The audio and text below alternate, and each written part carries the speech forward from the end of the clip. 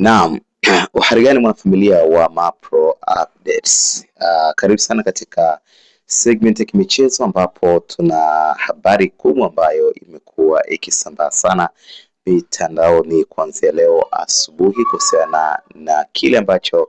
klabu ya soka ya Yanga wamekifanya kwa aliyewahi kuwa mchezaji wa klabu ya Simba ambaye alihudumu Simba kwa mkopo, Suleiman Mwalimu, ambapo leo hii Young Africans bwana wameweza kumtambulisha kuwa sehemu ya kikosi cha Yanga kwa msimu wa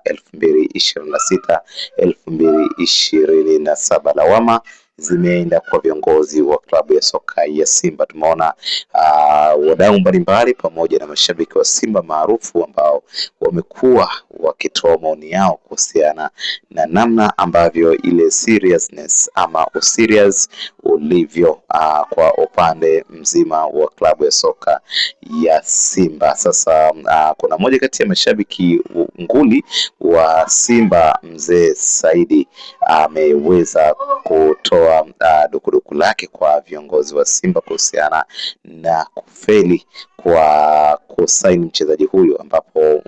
tunakumbuka waliweza kumtambulisha rasmi siku ya Simba Day na kusema kwamba yupo kwa ajili ya Simba na ni mali ya Simba, na aliweza pia kurekodi video yeye mwenyewe Suleiman Mwalimu na akaweza kuonekana katika uwanja wa Uhuru jijini Dar es Salaam. Leo hii inakuwa ni ajabu sana, klabu ya soka ya Yanga wanamtambulisha kama mchezaji wao. Mzee Saidi amefanya interview na moja kati ya channels ambazo amekuwa akifanya nazo kazi, na nilijaribu kuangalia kile ambacho amekisema, na lawama amezitupa kwa uongozi kwa kusema kwamba kwanza inaonyesha ni kwa namna gani viongozi kwa sasa wamekuwa na matabaka, wamekuwa viongozi ambao pengine hawana ushirikiano kati ya management ama bodi ya wakurugenzi pamoja na ule uongozi ambao unawawakilisha wananchi. Lakini pia inaonekana ni kwa namna gani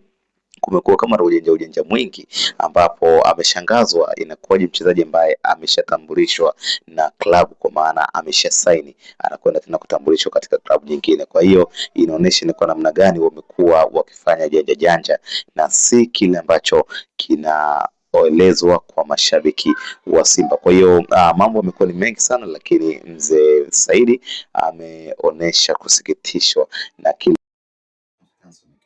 inaonekana ni kwa namna gani kumekuwa kama ujanja mwingi, ambapo ameshangazwa inakuwaje mchezaji ambaye ameshatambulishwa na klabu, kwa maana ameshasaini, anakwenda tena kutambulishwa katika klabu nyingine. Kwa hiyo inaonyesha ni kwa namna gani wamekuwa wakifanya janja na si kile ambacho kinaelezwa kwa mashabiki wa Simba. Kwa hiyo mambo yamekuwa ni mengi sana, lakini mzee Saidi ameonyesha kusikitishwa na kile